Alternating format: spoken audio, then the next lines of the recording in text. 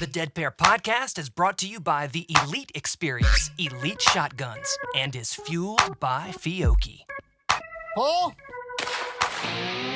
Welcome to the Dead Pair Podcast, coming in hot with everything you want to hear about sporting clays. Guy Fieri. How are you, gentlemen? Thanks for having me. Anthony Matarese Jr., how you doing tonight? I'm doing pretty well. Welcome back, David Radulovich. That's a net positive 30 minutes. Brad Kidd. Corey Cruz. Thank you for joining us this evening. Now I feel awkward. With your hosts, Jason One Rambo more Red Bull for you. and Sean Alley. Woo, yeah! Christmas. Do it! Often imitated but never duplicated. It's the Dead Pair Podcast.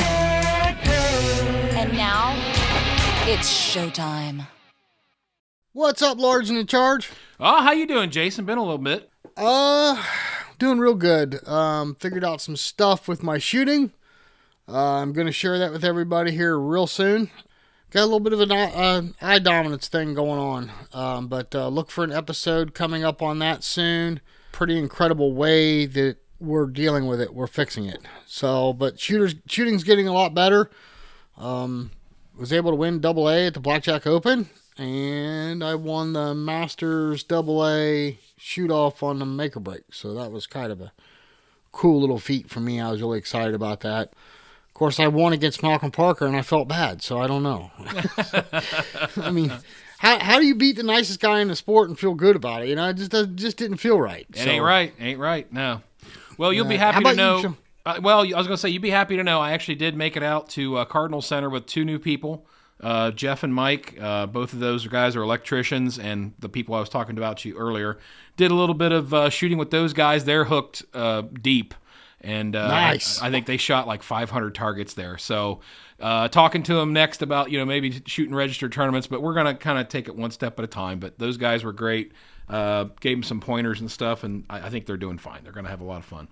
Well, funny story about that, Sean. While I was down at Blackjack for the Open, which, by the way, that shoot was phenomenal. There wasn't a lot of people there. I thought there'd be more people there than what was there, but the staff just did an absolutely jam-up job. The vendors were all there in full force. Of course, they did a great job as always. I don't think they get enough credit. We ought to mention that a little bit more often. The vendors, they spend a lot of time and money to go to these shoots, and they're really appreciated by the shooters. Absolutely. But while I was there, I was standing in the Rhino rig. Thank you very much, by the way, Rhino Chokes. And I had a guy jump up in the trailer, and I was scared. This guy's probably a good foot taller than me, pretty good physical condition, and I thought, oh, here we go. He got in my face and he said, "You dirty, rotten," just called me some names, and I thought, uh-oh. And he goes, "You cost me and my wife $40,000. I'm like, uh-oh, what did I do? And he said, "We found y'all's podcast, and we're hook, line, and sinker. We're buying guns and ammo and blah, blah, blah." And then the laughter started, And it was a really cool story. And he said, "Oh, it gets a little deeper than that." And I said, "What do you mean?" He said, "We're from Toledo, Ohio. We just bought a house 5 minutes down the road from Blackjack so we could shoot more." So the stories continue, and I think that's kind of fitting for our podcast tonight. Sean, we've got two new shooters coming on that are both elderly and retired, and I think the theme of this podcast needs to be "It's never too late." Yeah, absolutely. I agree. And that is awesome. I mean, that's such a good thing that he was laughing around with you. It's just so cool to find guys and gals that are out there that get into the sport, and then they come up to us and give us a hard time. But then, they love it. They love every second of it, no matter what it costs them or no matter what it takes. And that's what it is. Yeah, for sure. It was a cool story, and what a nice gentleman, too. I mean, I know he probably did that to scare me, and it worked. So, but I had a ball talking to him. Wasn't able to catch up with him again. I was hoping to find him again before the end of the shoot, and maybe we could have done a little quick Facebook Live or something. But maybe we'll see him. I'm sure we'll see him, Sean, as we go to Caribbean and Jack Links and that. Hey, Sean, real quick, we've got a tourney talk to get to. Yep, we do. It's Tourney Talk. Brought to you by Score Chaser. All right, guys, just got one update for you. The Michigan State Championship at Detroit Gun Club, June 20th through the 23rd, and the Minnesota State Championship at Hunts Point Club, August 21st through the 25th, have both open for registration. So get in there and get your spots reserved before they sell out. Awesome. You know, Sean, it's the great sponsors that we have. Elite Shotguns, thank you very much. Sean, don't know if you saw, but it's finally launched. Fiocchi USA, their website, fiocchiusa.com, is now got a page for, if you go to, I think it's the lifestyle link on their page. It's got a page for all their media partners. It's got us, the Dead Pair Podcast. It's got the Clay Lab. It also has Trap Shooters United on there, but it's got all of our podcast episodes. You can play them right from their website. So thank you very much to Fiocchi for doing that. Really cool. Another avenue for our podcast. So thank you very much. Definitely. And also, we got to thank Elite Shotguns. If you need a gun of any shape and size, they can take care of you. I actually bought myself a Christmas present. Hadn't told you about that yet, Jason, but I did buy me a 12-gauge side-by-side. Been wanting one of those for years. Got a CZ Sharptail, and of course, the guys there hooked me up, and very, very happy with that so far. Oh, I already know all about it. I think it's hilarious. I think it's awesome. But as soon as I get my meat hooks on that ProSign Studio card, I'll be ordering myself one. Anyway, there you go. Moving on from that, like I said, I was down there with the folks from Rhino Chokes. Thank you very much, Rhino Chokes. Our barrel porting. I had a guy came up to me at that shoot, said, "Man, I'm nervous. I'm here to get my barrels ported, and you talked me into it." And I said, "Well, Sean and I have our guns ported, and we love it, and we'll never have a competition gun without one." So he got his barrel ported. In fact, Sean, he was there with Frank Bruno, and he went and got his barrel ported and was heading out to make a break. And I thought, now's a good time for me to leave. So there you go. I was actually headed out the door anyway, but I'm hoping to run into him. I'm sure he's going to be all smiles when I see him. But thank you very much to Rhino Chokes. We love what you all do for us, and love the way you help us out with our guns. Yep, and a big shout out to the folks at RE Ranger. We love those React glasses. People, if you haven't tried them out yet, they're probably the best things I've ever put on my eyeballs, and they are just awesome at picking up targets. The way the colors shape off the clays, the way they're able to dampen the backgrounds of the trees and the leaves and all that stuff, they are fantastic. Do yourself a favor and give the folks at RE Ranger a chance. Absolutely. I don't shoot without them. In fact, I don't even walk around without Rangers, because my walk-around glasses are RE Ranger sunglasses that I had prescriptions made for. So, Sean, also, Odo Pro Technologies. I mean, the gals are amazing. Their customer service, what they do to protect our hearing, some of the best, absolute best products in the industry for protecting your hearing.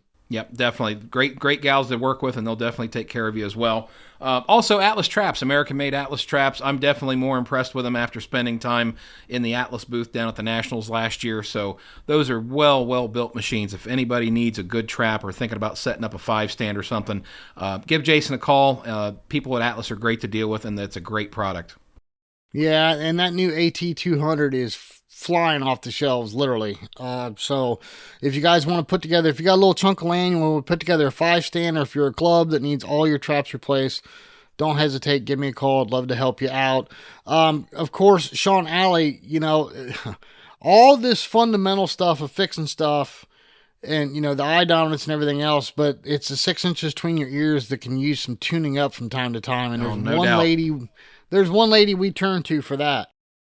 Yeah, Miss Dawn Grant, the lovely Dawn Grant, that will take her noodle and straighten it out for you. She's the one to get a hold of if you need some help in that area. Absolutely. Of course, Sean, you're getting ready to head down. Actually, by the time you hear this, it'll just be over with. The Caribbean Cup at Vero Beach, home of the Dead Pair Blast, home of the Caribbean Cup. You're talking about a small club that packs a really big punch. Absolutely love being there. It's a beautiful club. If you're down in Florida visiting, you owe it to yourself. If you're thinking about coming down, man, come down to the Dead Pair Blast in December. If not, come down to the Caribbean Cup in February. You'll see why we love it so much. Absolutely. Well, Jason, I think we've let these people wait long enough. Let's give them a call and let's get the show started. The Dead Pair. All right, joining us on the phone, a lovely lady we met down at the Dead Pair Blast, Miss Kelli Carter. Kelli, how you doing this evening? Hey, I am doing absolutely wonderful. How are you guys doing? Doing awesome, Kelly. Doing awesome. Just saw you over at the Blackjack Open. That was exciting. How'd you shoot over there? Oh, I did okay. I'm having some issues, working on my mental game, but I did okay. It was a lot of fun. The targets were great. I think all of us shooters, regardless of where we are in our shooting career, we're always working on something, aren't we? Yes, we are. But here's the main question. This is the most important one. Did you have fun? I absolutely had fun. Awesome. Yes, Then it's a win. Then you won. So exactly. Well, for everybody out there, I mean, we've met each other and been introduced, but for our listeners, can you tell them a little about yourself, where you're from, all that stuff, just to give them some background? Sure. I live in Zephyr Hills, Florida, which is outside of Tampa. And I've lived in Florida for about 30 years. I grew up in Colorado and I moved to Florida to be near the beach. However, there's a lot of people near the beach. So I live out in the country and I absolutely love living out in the country. I teach biology. I primarily teach anatomy and physiology at a couple of local colleges. Very nice. Very nice. well, how did you get started into sporting clays, Kelly? What made you pick up the shotgun? Yeah, so in May of 2022, I saw a flyer for the Honeybells, Honeybell Clinic. The Honeybells are a women's group in Florida, women's shooting group. We're part of the Florida Sporting Clay Association. And the Florida Sporting Clay Association supports the Honeybells by, just kind of allowing us the time and space to be able to work together. So the Honeybell clinics are designed for women teaching women. And so I saw a flyer and I thought, well, I've heard of this. Let me go try it. Right. And I will never forget breaking my first clay, on that first day. And somebody even got a picture of it, my face when I broke the first clay. Of course, it's one of my favorite pictures, but I was hooked, from there. Yeah, and so it begins. Yeah, Exactly. yeah. Well, I was just going to ask you, so you went to the Honeybells event, and then how long was it before you actually were convinced that you needed to go ahead and start shooting registered tournaments? Well, it's funny because, I knew that I was going to be talking with you guys. So I looked up my NSCA records because I knew it wasn't long before I'd entered an event. And it was actually 1 month later. Wow. Wow. So, yeah, my score was like 20, which is not a huge surprise. But hey, that's better than zero, right? Yep. So I entered a tournament a little bit too early, I'd say. But, my mindset is I'm going to enter a tournament. I want to see what a tournament is like. And it also gives me feedback on what I need to work on. And you know what? Still to this day, I still take whatever I learned from the tournament, and that's my homework, right, of things to work on. But yeah, no, it was a month later. I did a tournament, and then it was another 4 months before I did another one. And since then, I have shot almost 7,000 registered targets. So Whoa. year and a That's half. awesome. That's awesome. Well, so we met you down at our Dead Pair Blast in Vero. Just real quick, I mean, I know you're new to shooting tournaments, but what was just give us a score. What do you think of the Dead Pair Blast? Oh, I thought it was great. I mean, one of the main reasons I went is because I wanted to meet both of you and support, the Dead Parablast. But I just the targets were great. They were fair, but everybody just seemed to, I don't know, there was like more camaraderie than there usually is. I think it was because of what you guys are doing, for shooting. Awesome. Well, we enjoyed meeting you down there. It was a lot of fun. We met a lot of folks down there, but let's get back to your shooting. Are you working with a coach, or is anybody giving you lessons or anything, helping you out? Yeah. So, when I first started shooting, I kind of tried to, mumble through it myself and quickly realized that I needed a coach. But I also found that I was kind of picky about who I wanted to work with. So I worked with several different coaches, instructors, just trying to kind of get a feel for who would be the best fit. And for the last year, I've been working with a coach his name is Steve Myers. And I've been working with him closely. We usually get together about once a month, sometimes every other week, but about once a month. And he gives me things to work on, of course, at our lesson, but then, I kind of have homework to work on until I see him again. So that has been probably the best thing for me, is just having a consistent coach to turn to. I will talk to him sometimes on my way to a tournament. Definitely after a tournament, I always send him my score sheets. We always talk about them.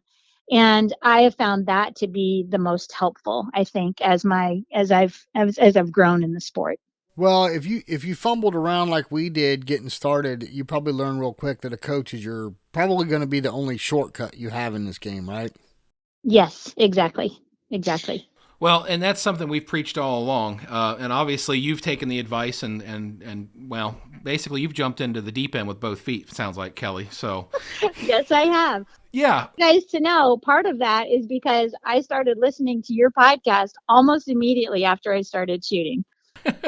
There has been so much information that I have learned just from listening to you guys, so I really appreciate everything that you guys have done. Well, thank you, Kelli. Yeah, we appreciate that very much. Yeah, I mean, we talked a little bit down at the Dead Pair Blast, and you, amongst a handful of others, came up to Jason and kind of had me and Jason had a similar story. And we do get a lot of people come up to us and say, we're starting to shoot because of you guys and this and that. And it is absolutely still to this day humbling for Jason and I. But it's the main reason we started the podcast, because when we started, there really wasn't, when we started shooting registered tournaments, there wasn't really a lot of information out there other than, coaching videos and stuff like that from some of the pros. So it's been our life mission here, as far as when we started this thing, to try to get information out there to everybody to help them along this journey from the very, very beginning and moving their way through the sport. And as I'm talking about that, so how often are you planning on shooting tournaments this year? Well, we can say that I have definitely gotten the bug. So one of the things that happened to me, because I started shooting at tournaments a little bit too early, of course, when you start off, you're in D class. And so in the fall of 2022, I was in D class. And then last January, when I went through that review that they do, I got moved down to E class. And when that happened, I was just devastated, right? Because I'm like, I'm moving the wrong direction. But of course, I hadn't gotten a punch. I was, still kind of fumbling around trying to figure things out. And so I spent all last year in E class. And, E class, the problem with E class is that there's never anybody in E class, right? So, and when there is, it's tough competition, for the punches.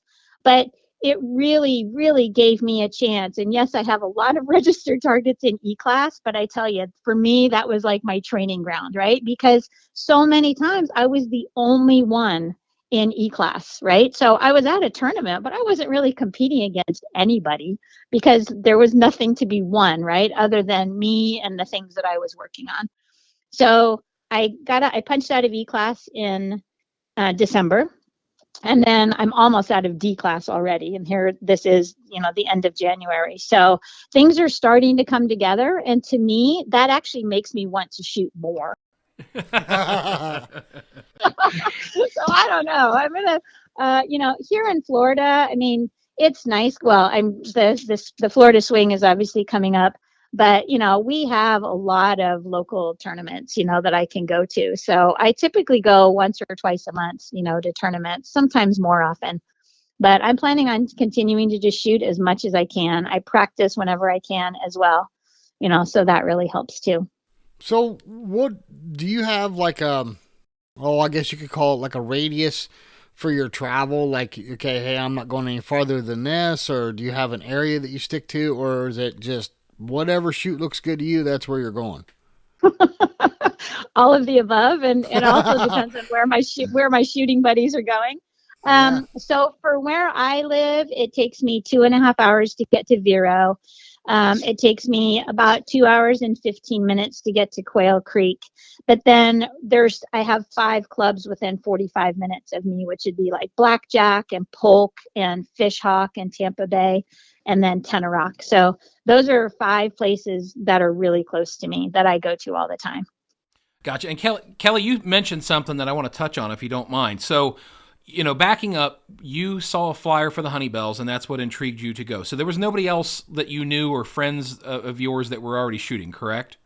That's correct. Okay. So, and that's an important point that Jason and I want to mention to everybody out there because, even if you're alone and you want to get involved in the sport, it's so easy to meet people and become friends with them, whether they live in your area or they shoot at the same clubs that you do or what have you. But it's an amazing thing to see how many nice people are out there. And it sounds like you've already latched onto a group of gals and you guys are out there having fun. Anything else you would tell somebody that's kind of on the fence about, should I do this? Should I not do this? Mm-hmm. Yeah, I mean, that was definitely the hardest part, was going to the first tournament. But then even after that, like I said, I waited, a few months before I went again. And it was difficult to show up when you don't know anybody and you don't really know like the proper etiquette and you don't know where to sign in and where to park and, all these things that I had no idea. And, I think the other aspect is being a female, like you're kind of a minority, right? But fortunately, I mean, I have some experience, teaching and being in front of people, and I have some confidence to just go up and start talking to people. And that was like the biggest thing, is just introduce yourself and talk to people. And, if I need directions or I need some help or I'm not quite sure how something works, then I just ask, but by randomly squatting with people, I have met so many people to shoot with and so many people to hang out with and talk to. And, so that's been great. It really has. Yeah, that's really cool. And to further that along, so let me ask you a quick question. Have you only shot in the state of Florida, or have you started to think about stretching your wings and getting out of state? I have shot in like Georgia and South Carolina. So I have gone to some of the tournaments up there, some of the bigger tournaments up there. Okay. Well, what do you think is the biggest tournament that you've actually competed in to date? Well, that would probably be, I don't know how many people were there, but I went to the Beretta Classic in October. Gotcha. To be a lot of people there. I don't really know. Yeah. Getting ready to go to the Jack Links. I'm going to shoot a couple days there, and obviously that's a big one. But those, I mean, that's kind of it, right? So yeah, not really that big. I mean, yeah, it's very, very different when there's a lot of people. That's for sure. Well, you're just getting started, number one, and if you're going to go to the Jack Links here in a few weeks, yeah, you're going to see what a big shoot's all about. Yeah. You might be a little bit overwhelmed, but I think you'll have a lot of fun there. Yeah, me too. I'm really looking forward to it. It should be great. So, Kelly, just real quick, you are retired, is that correct? No, I am not retired. No, you're not retired? Okay. No. Okay. I was just checking. I wasn't sure. You said, I wasn't sure if you said you used to teach biology or you still did teach biology. That's why. Yeah, I still do. Yeah, I still do teach biology. So I finished my PhD 5 years ago. And obviously I did that late in life. And so I kind of wanted to keep working and, with that extra money that I make from getting the degree. And so, I'm 57 now. And so I'm going to work for at least another 5 or 6 years. Okay. So, and of course, I'm working extra to pay for this expensive hobby. Those daggone shotgun shells are expensive, aren't they? They are, as a matter of fact. Well, just one last question, if I could, Kelly. What are your goals? I mean, have you gotten to the point where you're setting goals for yourself as far as your shooting's concerned?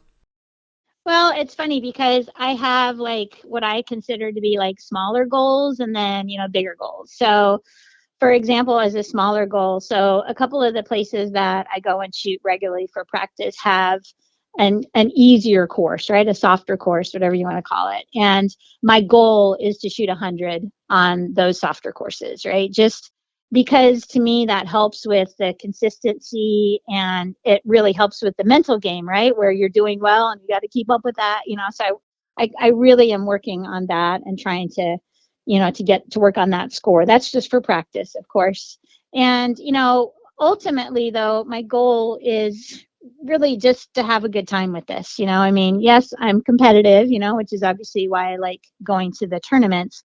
But I don't want to be so much in my head and thinking about the competition and wanting to get to a certain class while I'm at the competitions, right? Because to me, that is going to have a huge effect on my performance. And so I Right. just like to go and have a good time and try not to get in trouble for having too much fun, because I have gotten in trouble for that. So Oh my goodness, my goodness. Well, I tell you what, that's a pretty good goal to shoot the 100 straight, because the closest I've ever seen anybody come, well, as far as our friends group goes, is Sean. He shot a 99, dropped the very last target. We were shooting a corporate course just for fun Yeah. one day, and Yeah.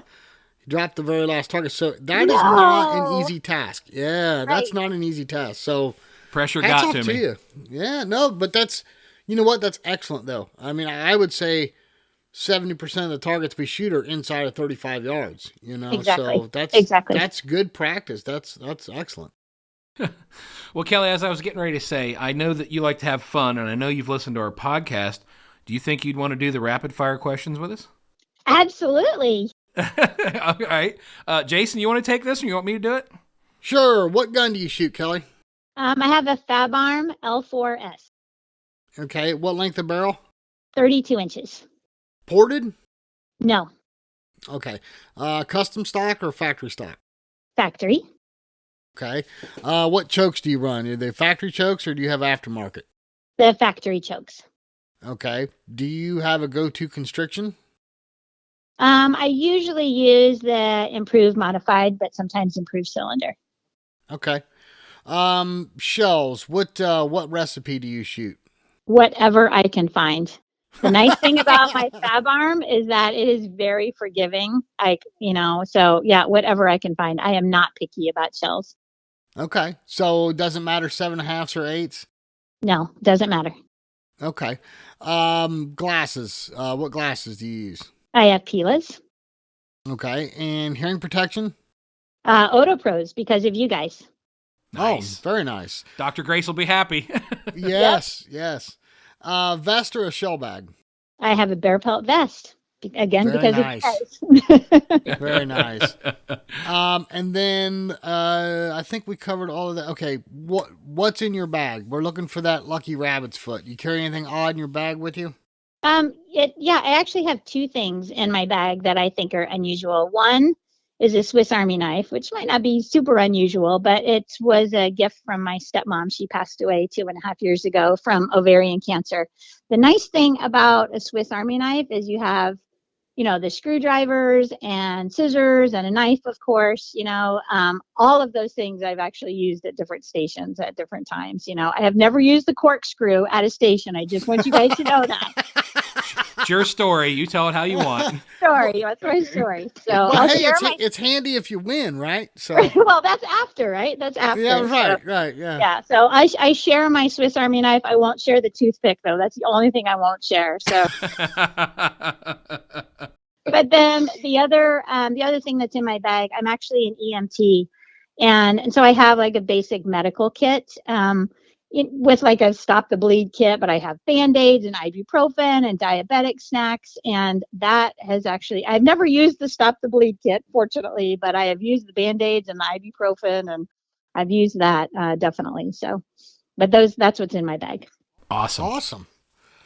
Well, Kelly, thank you so much for spending a few minutes with us tonight. I knew when we met you that, Sean and I had talked about this, and it was like, you know what, this is going to be fun. So, love hearing your story, and I'm sure that a lot of listeners are going to get a big kick out of it too, and hopefully it inspires someone to realize it's never too late to take up shooting. You don't have to be a youth to get started in this game. Absolutely. Well, thank you so much for inviting me and letting me share my story. I really appreciate it. Absolutely our pleasure, Kelly, and we look forward to seeing you down there in the Florida swing. So Yep, we'll see you soon. Good luck. All right. Thank you. You too. Bye-bye. Bye. The Dead Pair. All right, on the phone with us, Mr. Jim Lowry. How are you, sir? I'm doing great, Jason. How about yourself? I'm doing fantastic. Jim, it's good to hear you on the phone. I know we talked for quite a while down there at the Dead Pair Blast back in December. How's life been treating you since then? Well, Sean, it's doing great. I didn't do as well at blackjack as I'd like, but that's the name of the game. So we're here to get better. Absolutely. Well, Jim, you have a unique story, and we know a lot of it. You've told us a lot of it, but for our listeners, tell us a little bit about yourself. Like where are you from, where do you live now, and how did you get started in this crazy game? Okay, sir, I'll be happy to do that. Number one, I'm honored to be invited into your audience. If you think I can bring something of value, I hope that's true. And for somebody who is, one, a newbie to the sport, and secondly, someone who is not all that good, but working hard to get better, one bird at a time. I'm the reason I suspect you have me on is I happen to be 85 years old. I was born right outside of Atlanta, went to Georgia Tech, am an engineer, and kind of think like one, which people tell me is tough for clay shooters. But anyway, with that as a background, about 8 years ago, when I was 77 years old, I had never, ever seen a sporting clay. I'd seen them in boxes and shells, but I'd never seen one fly through the air. Didn't know anything about the sport, didn't know such a thing as sporting clays existed. And I actually was at our local gun range. Coastal Georgia Gun Club has a rifle range, a pistol range, and I was actually shooting pistol and had never done that in my life and decided I wanted to learn how to do it. A couple of guys that became friends of mine invited me to go out and, quote, shoot some clays from a manual thrower, which gave you essentially trap shots. And I went out, took my old 1148 Remington, went out and started shooting with him. And in the next few months, let's say the next year or so, a group of us got together, convinced the club that we should have an event that was shooting sporting clays.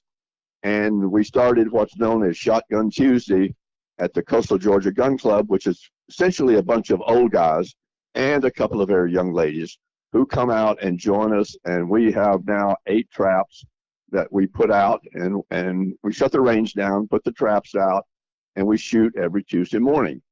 I did that probably for, let's say, roughly 5 years. And if you think about the level of shooting, I was going out and shooting 2 boxes of shells once a week, which is nothing. I mean, and I was a lousy shot, by the way. I grew up as a kid shooting, we bird hunted and rabbit hunted, and I probably missed a heck of a lot more than I ever hit. So I really was not a good shooter then, and am, not a very good shooter now in relative to the sport. But I started getting a little better, and then a couple of guys convinced me that we should go down to Don Grant's place at Amelia, which is about an hour south of where I am. I live in Brunswick, Georgia, which is about an hour north of Jacksonville. And so we started going down every Thursday and shooting sporting clays at Amelia. Well, that sort of got me hooked. And about a year and a half ago now, I said to Susan, I think I'm going to try to get serious about this. And to do that, I've got to take some instruction. And to do that, I've got to start shooting more. And that's what I did. Now, let me tell you where the impetus of that came from. Dawn Grant included on her website a link to, quote, Dead Bear Podcast. And I started listening to you guys talking to various people. And I'd hear Radulovich talk about this, and I'd hear Chad talk about that, and I'd hear you guys complain about shooting and what problems you had with it. And listening to all of the, quote, experts you brought on, particularly the young kids. Those are the ones that really inspired me. And I realized I needed instruction. And so one of the things I did is I started looking around, and I found TJ Hawk down at Jacksonville's Sport Clays. I ran into him, talked to him, decided I liked him because the sport I was involved with through my sort of adult life was golf. I played amateur golf at the recreational level, not at the high level in the United States, but at the recreational level. Played a lot of golf, had a lot of instruction from very good teachers. And what I was looking for was somebody who would not try to start me off like a 12-year-old and develop somebody into a great shooter, but somebody would take an old guy, because you got to remember, at that time now, I'm 83, 84 years old, take me and try to improve what I was doing, particularly with the basics of shooting and how to, if you would, how to compete when you went into a match. And so I started doing that about 18 months ago.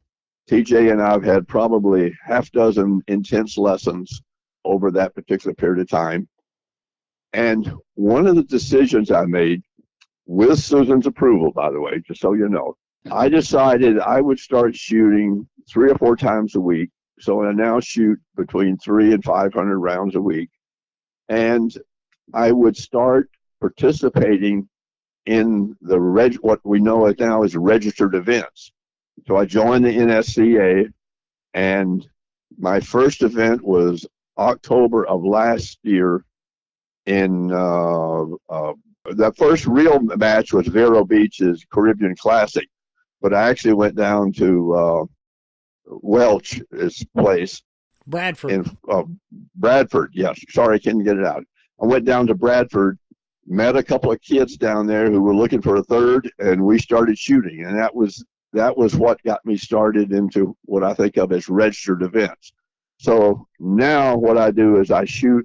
I've signed up, by the way. I went through the Caribbean Classic last year, and then the Florida Championship, the Florida Classic, and the Southeast Regional, and all of those things.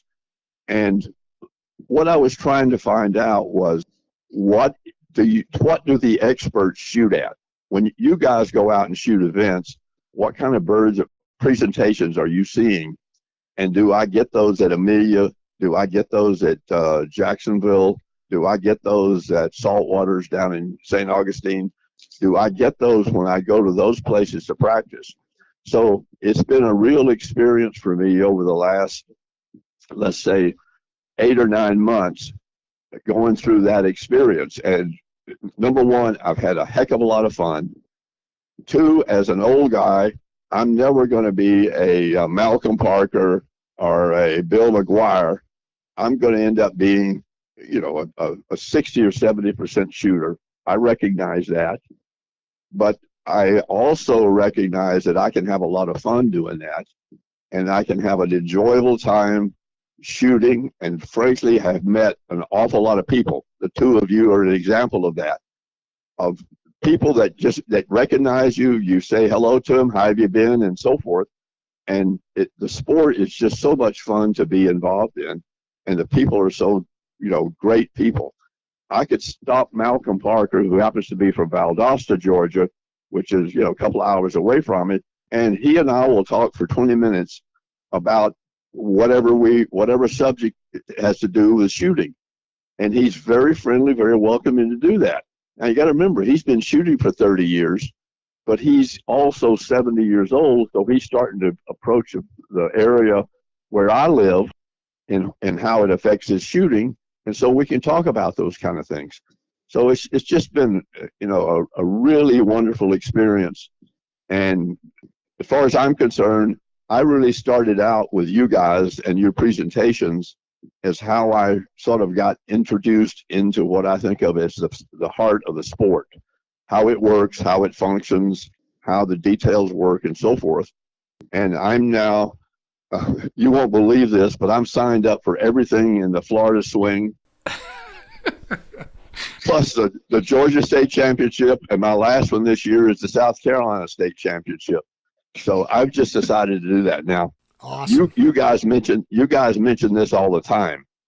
This costs a lot of money when you do it that way. Oh yeah. Yes. A simple fact is it certainly does. But it has been a great experience, and what I'll do as an old guy, I'm now 85, what I will do at the end of this year, this shooting year, is I'll evaluate how much I really want to shoot in the competitive world going forward. But this is my year of trial. The worry I have, by the way, is raising expectations. Okay, I shot really well up at Old Hudson the other day. I had an 88. Man, that was the greatest feeling in the world. Well, yes, but I came down to Blackwoods in their fee task, and I think I shot a 38 or something like that. So you look at it and say, well, there's another 50 around there someplace. But you have to recognize that. At my level, you have to say that's going to happen. A bad day is going to give you a bad score. Nothing you can do about it, but you just have a lot of fun and meet great people. So, well, yeah, I mean, Jim, and that's the thing. You know, what you said was, well, you thought that maybe we were having you on because you're 85. Well, that was part of it, and that was, you know, why we're talking about. We had Kelli Carter on earlier. You know her, and she's very bubbly. By the way, no insult to Kelli because this is the old guy thing. I happened to see her down at Blackjack, and I said, Kelli, you know this is no insult to you. No, not at all. No. Basically, you guys came up to us, and along with another handful of people, and you know, said the typical stuff like, hey, you know, we were listening to you guys. We got started in the sport because of you guys, or partially because of you guys. And, you know, the big thing that we're trying to convey is no matter the cost, the money, or whatever you want to say about your shooting abilities, it's fun, and it's a good group of people to interact with. Absolutely. One of my arguments is if you got 1,200 of your friends walking around, all of them with shotguns on their shoulder, everybody is friendly. That's right. Yeah, That's I haven't run into the grouch yet. Okay. Well, you know, Jim, we had some questions here, but you've answered. You've answered most of them. So let me ask you this: Okay. If maybe someone's listening to this and their son or grandson is into shooting and they've thought about it, but I'm too old or whatever. What do you have to say to that person? I mean, how do you get them off the couch and get them to come shoot? Number one is if you've got a grandson that's shooting, go out and watch him shoot, because I'm going to tell you something. When those kids do that, I don't care what level they are. They can be master class or they can be brand new. I took two of my grandsons out to our local club and had them shoot. Their eyes get as wide as saucers when the clay breaks. I'm serious. I don't care how difficult or easy it is. Just let the gun go off, and the clay break. Eyes just get wide open. What I would suggest to anybody who has somebody that can influence them is just go out and try. You don't have to be an expert. You don't have to dream of being Malcolm Parker. You don't have to dream to be a master class shooter. What you just do is go out and enjoy it. And by the way, you had Matt Miller on your show, and he gave me a piece of advice. I'm dying to see him to tell him how much I thank him for this. And you had him on because you were asking him, how did he improve up to the top rung of shooters? And yet he's young. He's got a young family. He was building a home, and he has a job. He works 60 hours a week. And what Matt said was the following: I want to be the best I can with the innate skills I may have, with the financial resources I have available, and the time I have available with both my work and family and work. With all those things, I want to be the best I can be. And I'm going to tell you, that's exactly where I am right now. I want to be the best I can be with the time that I have to commit to it. And if time means a lot different to me than it does to a 35-year-old Matt Miller, but it means I've only got a few number of years left that I'm going to be able to go out and effectively do this. So I have to accelerate things. But with that said, the time I have, the time I'm going to commit each week, and Susan still expects us to do the landscaping around our house, okay? Third, with the financial resources that I can commit to it. And finally, the innate skill that I have within. Whatever my hand-eye coordination is, whatever my vision acuity is, whatever all those things are, I want to be the best I can be. That's just me. You don't have to try to achieve that. You can just go out to have a good time. And that's what I would advise anybody who has any interest or listens to you at all. I don't care what your age is. I don't care what your situation is. If your best you can, I've got friends, by the way, who will take 2 boxes of shells once a week, and that is all I'm going to shoot, Jim. That's all I want to shoot. Do you have a good time? Yeah, I have a great time. And that's all they want to do. They do other things with their lives. I just happen to have fallen into this, if you would, in such a way that I want to spend 300 rounds a week trying to get better. That is just that is awesome. And even your friends that are only shooting a couple boxes, as long as they're enjoying the sport for what it is, there's nothing wrong with that. I mean, No. If you guys ever want to listen to a whole bunch of old guys have a really great time shooting, come out to Shotgun Tuesday, and you'll find out that 97% of it's social, 3% of it is technical shooting, but we all have a great time, and the reason we're there is to shoot the darn clays out of the sky. there you go. So let me ask you this, Jim, and I know what you were saying about Matt and wanting to be the best you can be, and that's very commendable. But as far as goals, do you have any specific goals for your tournaments and for shooting? The only goal that I've ever come up with that made any sense for me is I would like to shoot within 20 points of HOA at every tournament. And just so you know, I've been doing this for roughly a year now. I've done it one time. Okay? I mean, that shows you how difficult that is for me. Well, it's difficult for anybody. Trust me. I'm a 60% shooter is kind of a normal. Okay? For example, at Blackjack, I had in 2 or 3 events, I had a 59, a 60, and a 69. So I'm essentially a 60% shooter. But I'm shooting the same things that Malcolm Parker's shooting at, or Jason Rambo is shooting at. Well, don't include me with the grades, because my name doesn't belong in there. I think you get a little bit of congratulations for winning your class down at Blackjack. Yes, I noticed that. Well, that's what they call the blind hog gets an acorn every now and then, right? So I'm looking for my acorn. Okay. It's hard to find. Sean and I have been searching desperately. So yes, understand. But no, that's very commendable. I mean, it's Sean and I go to a lot of tournaments, and sometimes even a local tournament for us to come within 20 points of HOA, that's very difficult to do. But that's a very commendable goal, though. I like that. That's that's perfect. See, if you think about that, that means I need to shoot in the mid to upper 70s, and that's a work in progress for me. I get it occasionally, but not very often.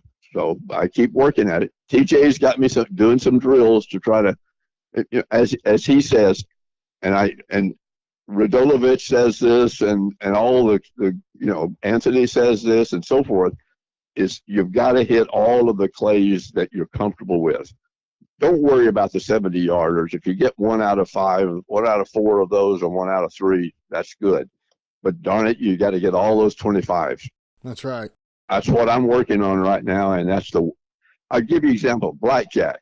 One station, I looked at it. I was a third shooter. I was certain I knew how to hit those. I had my plan in place.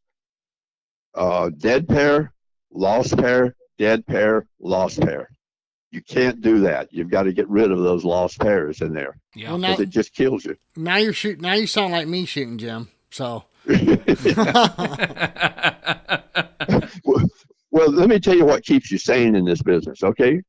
And that is, I don't care how good you are, the best in the world shoot 100 very seldom. That's right. So if Jim Lowry thinks he can shoot 60 and he shoots a 68, he feels really good about it. If he thinks he's a 70 shooter, good luck. It ain't going to happen all the time. So. Yeah, well, and that's good. That's a good advice, Jim, because I think most people, when they get into competitive shooting, it definitely goes more towards how good they're going to do, what their score is, and the bottom line is, and what me and Jason preach all the time, you're saying it too. Have fun, enjoy the experience. At least go out there and just make a memory, make some friends. I mean, that's what's important in life. So I have this dream that somewhere I'll get in a shoot off with one of the big guys for some reason. I can't imagine it happening, but just say it happens. And somebody's going to ask me if I'm nervous. And I said, are you kidding? At my age, I'm here.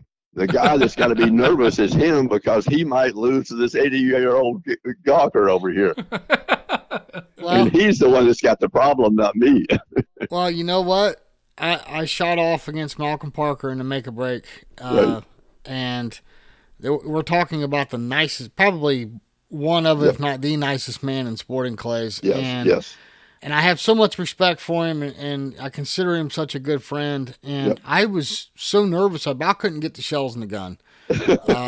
You know, and then when I won, as great of a feeling as that was, I felt bad because I beat a guy that I look up to so much. Yes, you know? absolutely. Yep, So, sure. but you know, Malcolm's a great guy, and of course he was an awesome sport about it. But you know, I know what you're saying, Jim. Yep. But, hey Jim, real quick before we let you go, you want to do a rapid fire with us real quick?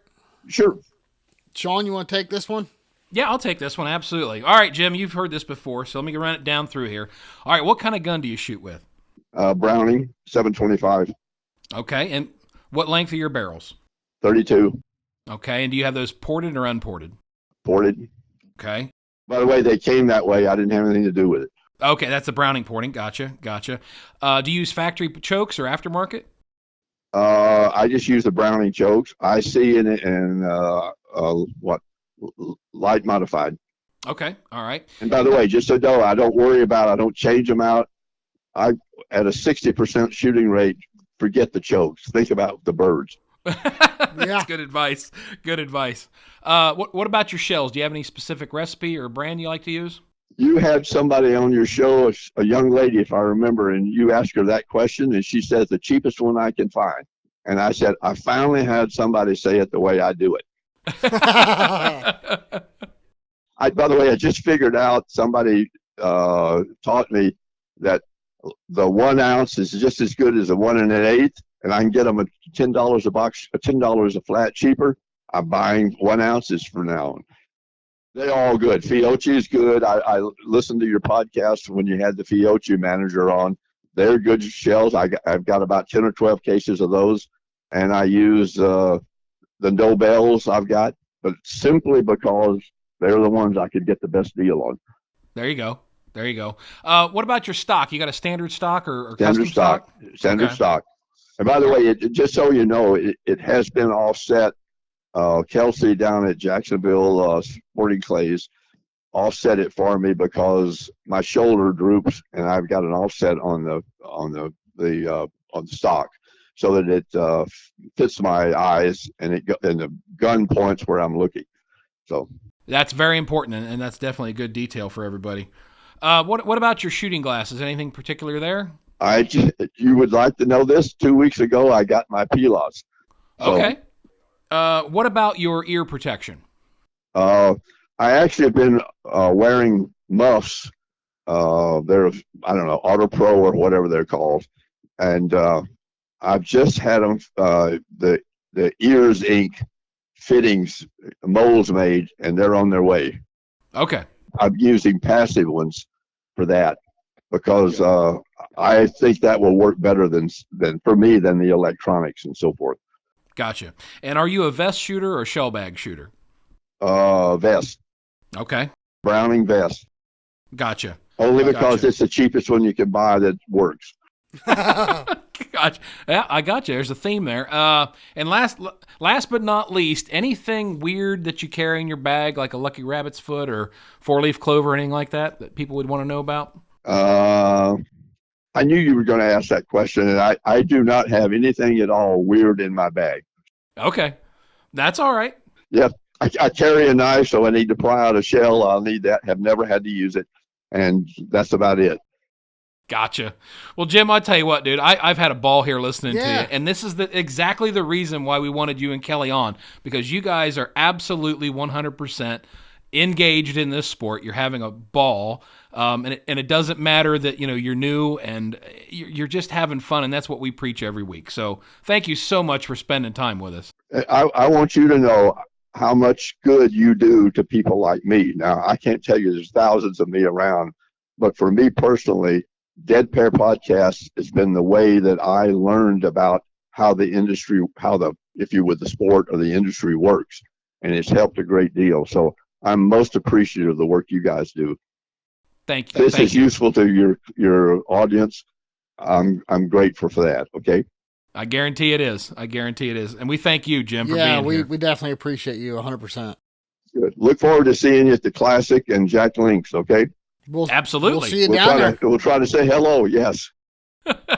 All right, Jim. Well, thank you so much. You have a great night and look forward to talking to you soon. Okay. Take care. Good night, guys. See you. Night, Jim. Bye-bye. Bye-bye. Sean, there's two stories right there. We say every week, take someone new shooting, right? Yep. There's two perfect stories right there of people that, regardless of age, are enjoying the sport. Absolutely. And we need to hire them to do our wrap-up every podcast because all they would do is sell the sport to more and more people. That's exactly right. But you know what? They both talked about getting some help, some instruction, some teaching. And for those that maybe don't have access to a coach, or maybe they're, looking for some advice, maybe they don't have time to work with a coach, we have a Questions for the Coaches with Tracey Wright. Let's get that man on right now. All right. Joining us back again, Tracey Wright. Tracey, how's things been?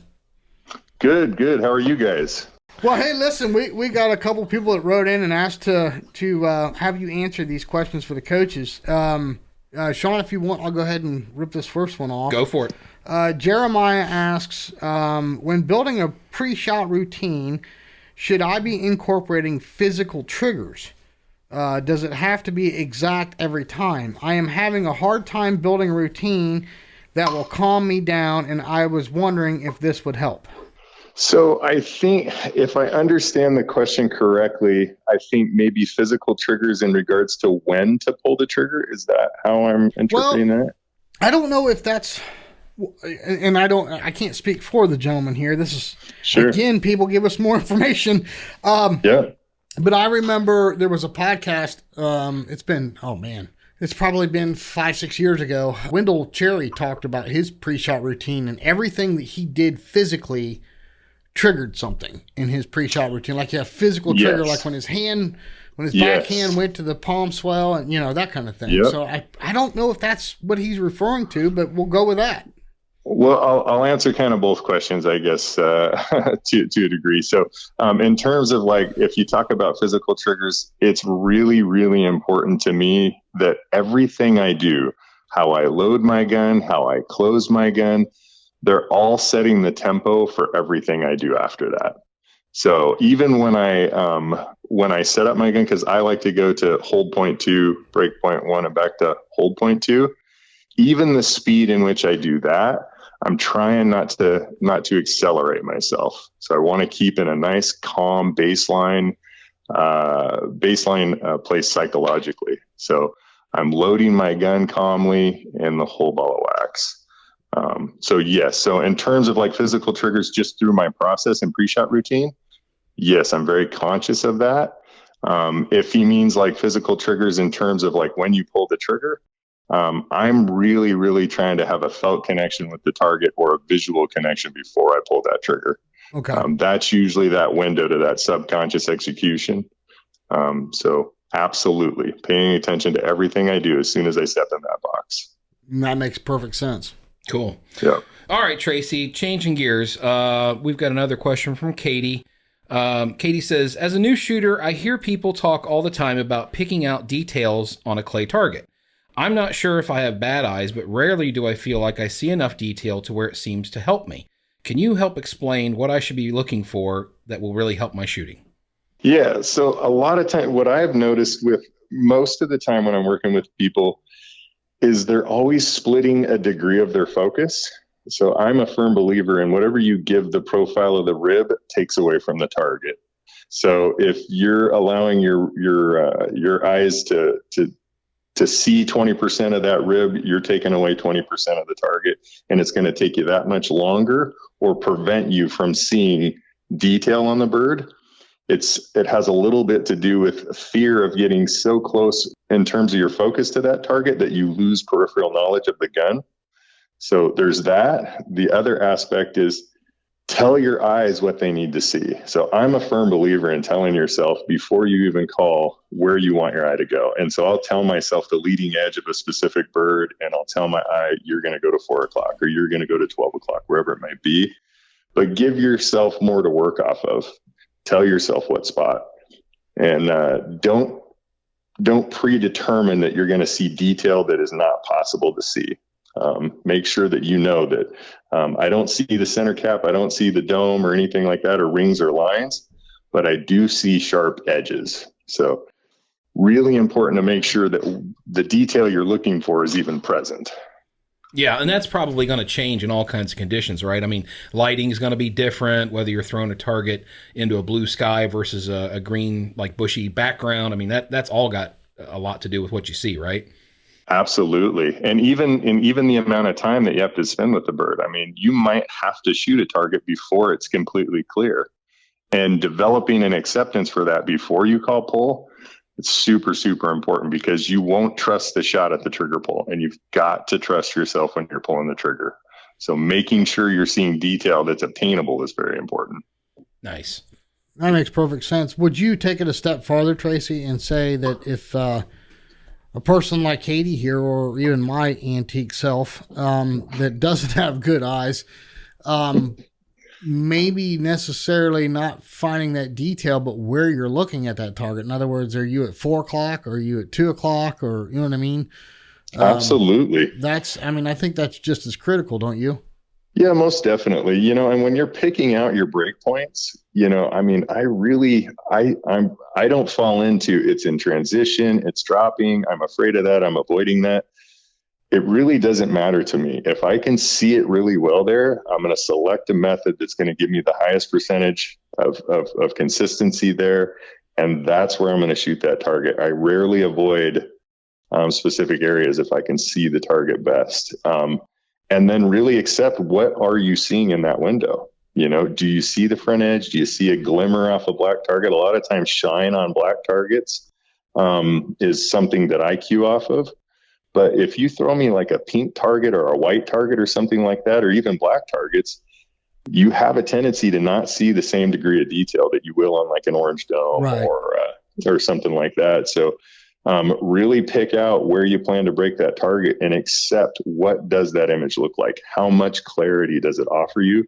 And look for that. You know what I mean? Yeah. A lot of people spend so much time trying to look for detail that's not obtainable, and they just don't pull the trigger, or they hesitate.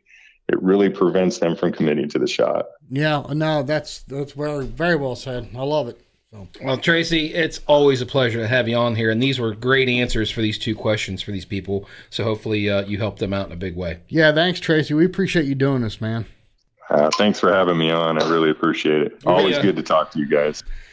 Well, Trace, we look forward to catching up with you to shoot soon, man. I know you're not. Absolutely. I know you weren't able to make it to Nationals. We missed you there, but no, we'll need to catch up soon.